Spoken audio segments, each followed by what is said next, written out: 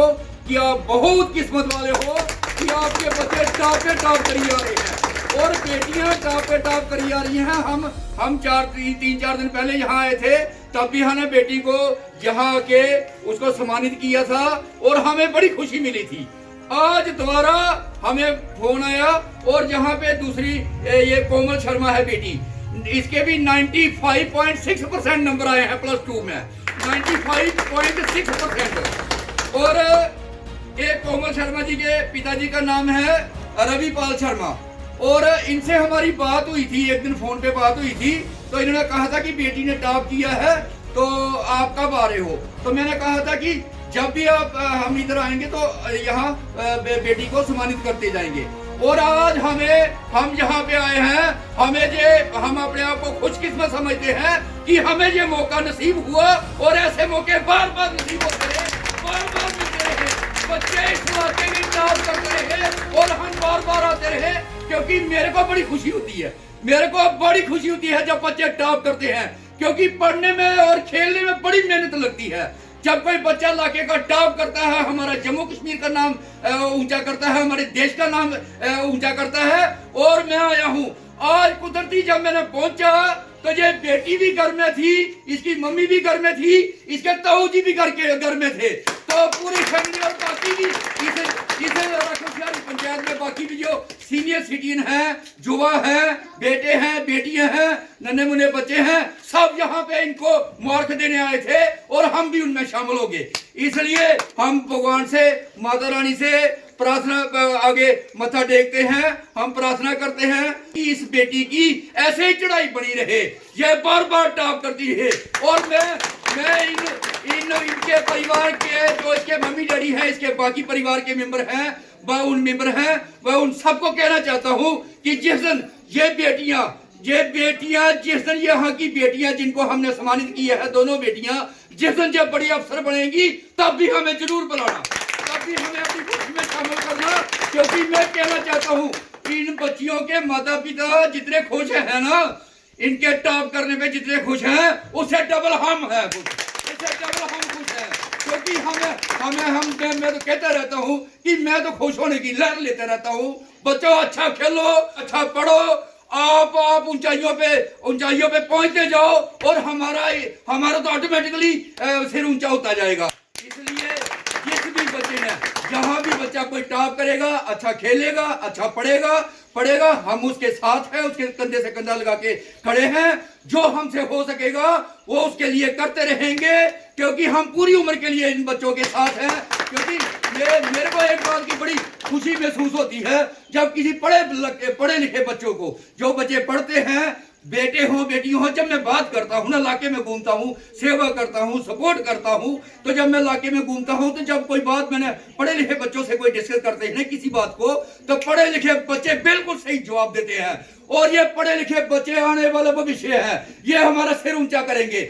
ये पढ़े लिखे बच्चे होते हैं ना, उनसे मेरे को कुछ सीखने को मिलता है। मैं कई बार कुछ बातें इन बच्चों से डिस्कस करता हूं, जो बच्चे टॉप करते हैं, क्योंकि इनको पता होता है ये सिर्फ देश सेवा करना चाहते हैं, ये सिर्फ ईमानदारी करना चाहते हैं, ये उस चक्कर में नहीं पड़ते हैं, ये जातिवाद के चक्कर में नहीं पड़ते, हिंदू मुस्लिम के चक्कर में नहीं पड़ते, किसी गलत दिशा की तरफ नहीं जाते। क्योंकि पढ़ा लिखा बच्चा सिर्फ, अगर मैं कभी जाता हूं तो मैं कभी कहता हूं ना, मैं अपने लिए बताता हूं कि मैं सेवा करता है। ये मेरे को बच्चे कहते हैं आप क्या बताओगे, हम आपको बताते हैं कहां आपने क्या क्या काम किया। क्योंकि जो बच्चा मोबाइल चलाना जानता है, जो बच्चा लैपटॉप चलाना जानता है, जो बच्चा इलेक्ट्रॉनिक मीडिया टीवी में न्यूज देखता है, देश की न्यूज, कहीं देश में किसी स्टेट का देश में कहीं भी, चाहे वर्ल्ड में, कोई क्वेश्चन कर लो, बच्चे मिनट में जवाब देते हैं। इसलिए पढ़े लिखे बच्चों का, पढ़े लिखे लोग, जो सीनियर सिटीजन है पढ़े लिखे, जो महिलाएं हैं पढ़ी लिखी, जो बच्चे हैं पढ़े लिखे, कभी हम जाते हैं इलाके में जाते हैं, अब तो इलेक्शन तो लड़ना ही है, इलेक्शन की बात भी करनी पड़ती है, तो जब हम करते हैं ना, तो जो पढ़े लिखे लोग हैं ना, 1 सेकंड में हम 2 बातें करते हैं तो वो हमें 20 बातें हमारे हक की बता जाते हैं। और वो उनका एक सिस्टम मेरे को बड़ा अच्छा लगा है। पढ़े लिखे लोगों का एक सिस्टम बड़ा अच्छा लगता है कि पढ़े लिखे लोग ईमानदारी की कदर करते हैं, सेवा करने वाले इंसान की कदर करते हैं, ये सबसे अच्छा लगता है। इसलिए मैं एमएलए बनने वाला हूँ, एमएलए बनने वाला हूँ। पूनम शर्मा भी एमएलए बनने वाली है। जितने हमारी सरकारी स्कूल है इलाके में, जितने सरकारी स्कूल है, इन स्कूलों की स्थिति सुधारी जाएगी, अच्छे से किया जाएगा। गरीब का बच्चा भी पढ़ेगा, अमीर का बच्चा भी पढ़ेगा, लोअर मिडिल क्लास फैमिली से भी पढ़ेगा, लोअर मिडिल क्लास वाले फैमिली वाले का बच्चा भी पढ़ेगा, मिडिल क्लास फैमिली वालों का भी बच्चा पढ़ेगा, सब पढ़ेंगे। सरकारी स्कूलों की स्थिति सुधारी जाएगी। और स्कूलों का बार बार मैं कहना चाहता हूं, जो इलाके के एमएलए एमपी बनते हैं उन्होंने स्कूलों में जाना चाहिए, यही स्कूलों में जाके देखना चाहिए बच्चों की पढ़ाई कैसे चल रही है। ए लीडरों ने तो ड्रामा बनाया हुआ है, पखंड बनाया हुआ है। मैं कहना चाहता हूं 75-80% जो स्कूल है ना बड़े बड़े प्राइवेट, ये लीडरों के हैं। इसलिए सरकारी स्कूलों की क्योंकि जितने बड़े बड़े स्कूल हैं ये सब राजनीतिक लोगों के हैं, चाहे वो केंद्रीय मंत्री है, चाहे वो एमपी है, चाहे वो एमएलए है। जितनी राजनीतिक पार्टियों से जुड़े हुए लोग हैं वो क्या करते हैं, प्राइवेट स्कूल खोलते हैं, अपनी वाइन शॉपें खोलते हैं, अपनी बारें खोलते हैं, अपनी ठेकेदारी चलाते हैं, अपने अपने अपने मतलब वो करते हैं, माइनिंग के ठेके लेते हैं, क्रैशर लगाते हैं और प्रॉपर्टी डीलिंग का काम करते हैं। इनका टब्बर, इनके भरा भतीजे प्रॉपर्टी डीलिंग का, ये लोगों की जमीनों को ठगते जाते हैं। इसलिए मैं कहना चाहता हूं, अगर कोई राजनीति करना चाहता है, जहां वो राजनीति करे तो जहां वो कारोबार करे। अगर राजनीति करने वाला बंदा वही क्रैशर लगाएगा, वही ठेकेदारी करेगा, वही सारे काम करेगा, तो जो लोग बाकी काम करने वाले हैं वोटर, वो क्या करेंगे, वो क्या करेंगे। राजनीतिक बंदों का, एमपी एमएलए को सबको तनख्वाह मिलती है, सबको। आप अपनी तनख्वाह में कैसे नहीं गुजारा कर सकते, क्यों नहीं होता। आपकी तनख्वाह बहुत मोटी तनख्वाह होती है। आप 2 बार बनते हो, 4 बार बनते हो, 6 बार बनते हो, तो आपको 6-6, 4-4 पेंशनें मिलती है। आप तब बनते हो जिस समय जनता के पास ऑप्शन नहीं होता। इस बार बन के दिखाना, जब जनता के पास ईमानदारी का ऑप्शन होगा तो कोई बेईमान बंदा नहीं जीत सकेगा, कोई बेईमान लीडर एमएलए नहीं बन सकेगा। मैं मोदी साहब को मीडिया के माध्यम से कहना चाहता हूं, मोदी साहब, इनकी जो पेंशनें है ना, ये एमपी एमएलए, इनकी पेंशनें बंद की जाए। ये 4-4, 6-6 पेंशनें, इनको बिजली, जितने एमपी एमएलए हैं, मैं आपको बताऊं, वोट आप डालते हो अपनी जान को जोखिम में डाल के लाइनों पे। अब कोरोना था, डीडीसी के इलेक्शन हो रहे थे, डीडी के इलेक्शन में जनता ने पूरी ईमानदारी से लाइनों में लग के कोरोना के टाइम पे वोट डाले हैं। अगर लोगों ने अपनी जान की परवाह नहीं करके आपको वोट डाले हैं, तो फिर इन लीडरों का फर्ज नहीं बनता कि इलाके में घूमा जाए, जो बच्चे टॉप कर रहे हैं उनको सम्मानित किया जाए, जो बच्चे अच्छे खेल रहे हैं उनके इनाम दिया जाए, और इलाके में घूमा जाए, इलाके की स्थिति देखी जाए और वहां सेवा की जाए। और जब जनता ईमानदारी से वोट डालती है तो इनका काम बनता है कि ये ईमानदारी से जनता के लिए काम करें।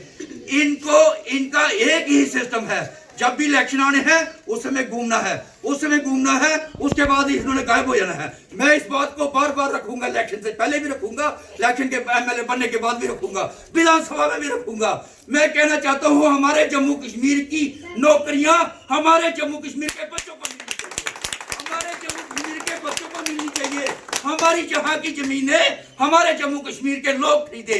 ये नहीं है कि अगर हिमाचल में कोई जगह नहीं खरीद सकता तो यहाँ पर शामलाट है, जो आएगा कारोबारी, जहां खोलेगा, जहां जब तक 370 थी उस समय जो फैक्ट्रियां लगी हुई है, वहां देखो 3% लोग हैं हमारे, 97% सब फैक्ट्री वालों ने अपने लाए हैं। जब 370 में पहले एनसी वालों ने लूटा, पीडीपी वालों ने लूटा, कांग्रेस वालों ने लूटा, बीजेपी वालों ने लूटा। जब आप इंडस्ट्री वालों से पैसा लेके उनकी फैक्ट्रियां लगाते हो, जगह हमारी खराब हो रही है, पोल्यूशन जहां हो जा रहा है पूरे इलाके में। और इन फैक्ट्री वालों ने यह सिस्टम बनाया है, जमीन के अंदर इन्होंने बोर निकाले हुए हैं और गंदा पानी सारा बीच में, वो बोर से बाहर निकलता है, लोग पीते हैं, लोग बीमार हो रहे हैं, कोई देखता इन फैक्ट्रियों में कोई छापा नहीं। और हमारे जम्मू कश्मीर के जितने रोजगार केंद्र सरकार ने छीने हैं वो वापस दिए जाए। आप कानून बनाओ, आप बना सकते हो मोदी साहब, अगर आप नोटबंदी कर सकते हो, अगर आप सर्जिकल स्ट्राइक कर सकते हो, अगर आप एयर स्ट्राइक कर सकते हो, तो अगर आप बड़े बड़े फैसले ले सकते हो तो एक फैसला ले दो, एक फैसला ले दो कि हमारे जम्मू कश्मीर में लोगों के पास जमीन है, कितनी कहती है, थोड़ी थोड़ी जमीन है, उस पर थोड़ा गुजारा। हमारे जम्मू कश्मीर की जो नौकरियां हैं हमारे जम्मू कश्मीर के बच्चों को मिलनी चाहिए, और हमारी जो जमीनें हैं हमारे जम्मू कश्मीर के लोग खरीद सके। ये नहीं बड़े बड़े सेठ आएंगे और यहाँ से खरीदेंगे और बाद में अपने कारोबार खोलेंगे और हमारे लोग क्या उनके गेट पे खड़े होंगे, उनकी गिरकी फ्री करेंगे फैक्ट्रियों की। जिन लोगों की उस समय जमीनें खोई हुई है, जिनके दादा जमीनों के मालिक थे, जिनके प्योर जमीनों के मालिक थे, आज उनके बच्चे फैक्ट्रियों के गेट में वहां चौकीदारी कर रहे हैं, चौकीदारी कर रहे हैं। हमारा हक हमें दिया जाए। आप एक काम करो, अगर आपको लगता है कि एमएलए इलेक्शन कराने से पहले अगर कराने हैं तो कराओ, नहीं कराने हैं नहीं कराओ। अगर आपने ड्यूटी बना दी है, अगर आपने विधानसभा भी, मेरे को एमएलए बनने का कोई इतना कोई चाह नहीं चढ़ा है कि मेरे को एमएलए बन के मेरे को भगवान ने सब कुछ दिया है। मेरे को कोई जिसको भगवान ने सब कुछ दिया है उसे किसी चीज की जरूरत नहीं है। इसलिए मैं कहना चाहता हूं, अगर आप इन बच्चों की नौकरियां वापस करते हो, जो डेली वेजर है उनको पक्का करते हो, बाकी डिपार्टमेंट में जो है उनको परमानेंट करते हो, और हमारी जमीनों का हक ये हो कि हमारी स्टेट के लोग खरीदे। अगर आप करते हो तो विधानसभा बनानी है बनाओ, नहीं बनानी है नहीं बनाओ, नहीं करो इलेक्शन केंद्र से। अगर केंद्र से आप ऑर्डर करो तो चपरासी लगेगा, वो भी जम्मू कश्मीर का लगेगा। अगर कोई डीसी लगेगा वो भी जम्मू कश्मीर का लगेगा।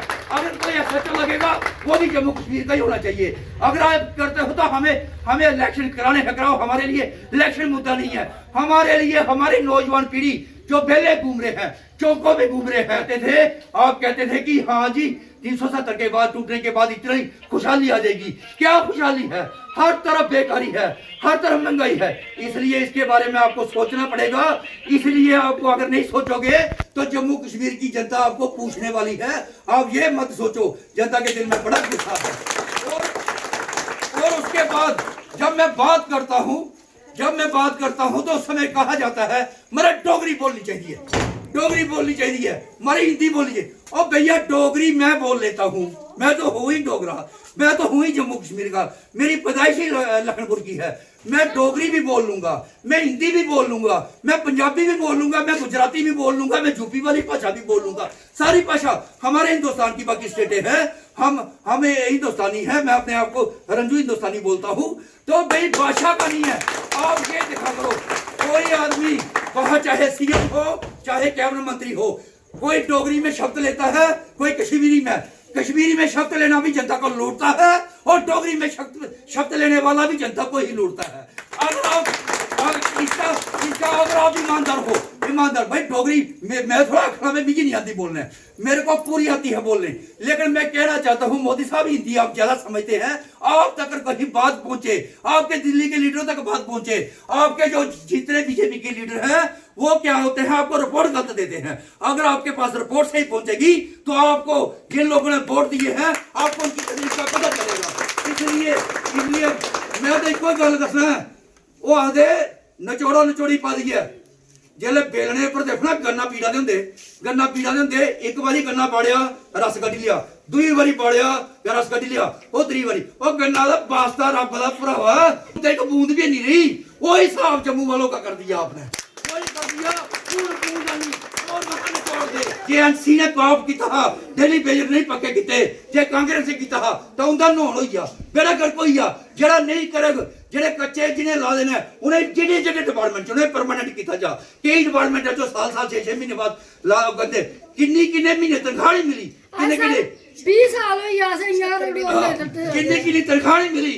मैं वो आख्या जिसी तनख्वाह नहीं मिलती, जेड़ा डेली वेजर है कदी उनके घर आई है 10 दिन गुजारिए दिखो ते उनका खर्चा किए चला है। तुही तो बड़े उथे लीडर बनिए, अपने पैसे ने एक बारी दिखो तो सही। तुही आदे हो भी कोहे घर जाइए रोटी खाई ली, दसा जी मैं फलाने घर गया, एक बारी दिखो सही। जिंदे डेली वेजर ने उनके घर जाइए कोई 2-4-5 दिन कट्टो ना, पता चल लगता है कोई तकलीफ का पता लगता है। जरा अमीर आदमी उसी की तकलीफ, जरा अमीर लीडर है उसी के पता लगता तकलीफ का। इस करिए मैं आखना चाहना हूं आखा पीछे अगर मेरे खाली साहब ज्वाइन करा लेना, खाली साहब मारे हूं मारी की बूंद रेदी नहीं, हूं पटकते मत, हूं खाली साहब को धक्के कन्नै वोट ले लेना। आखिर जी बीजेपी खाली साहब ज्वाइन करा लेना है। जम्मू कश्मीर की वोट मंगने, हाँ खाली साहब ही स्टेज पर फेर देना। भावें खाली लियाओ ते जाओ भावें कोई बाहर देखदा दूआ रैसलर लियाओ, ठीक है। वोट हूं जे साढ़े जम्मू कश्मीर के बच्चों की नौकरियां वापस देके, डेली वेजर पक्के करके, सारी जमीनां वापस देके, रंजू शर्मा जिंदाबाद, वो पहले सारा सिस्टम पहले पाई ओड़े लोकां रजिए पाए है। इस करिए मैं आखना जनता दे पासे ध्यान दिता जा और जनता की बेहतरी वास्ते काम किया जा। ते नेता मैं तो हर जगह बोलन, हर चौंक च बोलन, विधानसभा च भी बोलन, विधानसभा पुज्जी लैन दिओ। बड़े चैनल आज तक ने भी खबर लानी है जी मैं नोखा काम करने रहा है।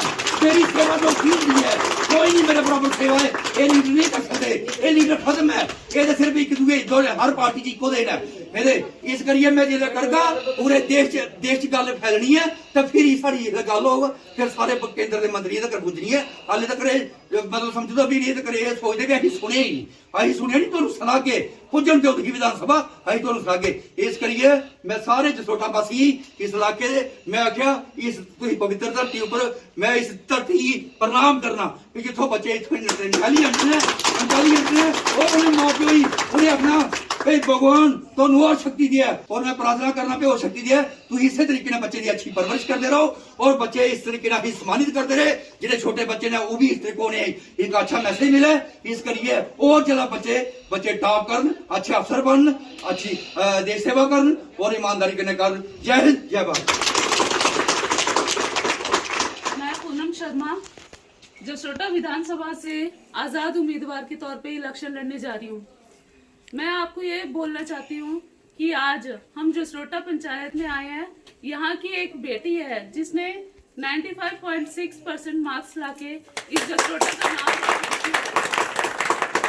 हर बच्चा प्रीशियस होता है, हर बच्चा एक खास होता है। तो मैं ये बोलना चाहती हूँ कि उनमें से भी एक खास बच्चा होता है जो अपने माँ बाप का नाम रोशन करता है, और पूरा जसरोटा का नाम भी इस बच्ची ने रोशन किया है। मैं आज़ाद उम्मीदवार के तौर पे इलेक्शन लड़ने जा रही हूँ क्योंकि यहाँ की जनता ने हमको जिस भरोसा और विश्वास के साथ यहाँ पे हमको इतना विश्वास दिया है, हम भी चाहते हैं कि हम भी उनका पूरा विश्वास और भरोसा कायम रखें। जय हिंद जय भारत। रंजू शर्मा, रंजू शर्मा, रंजू शर्मा।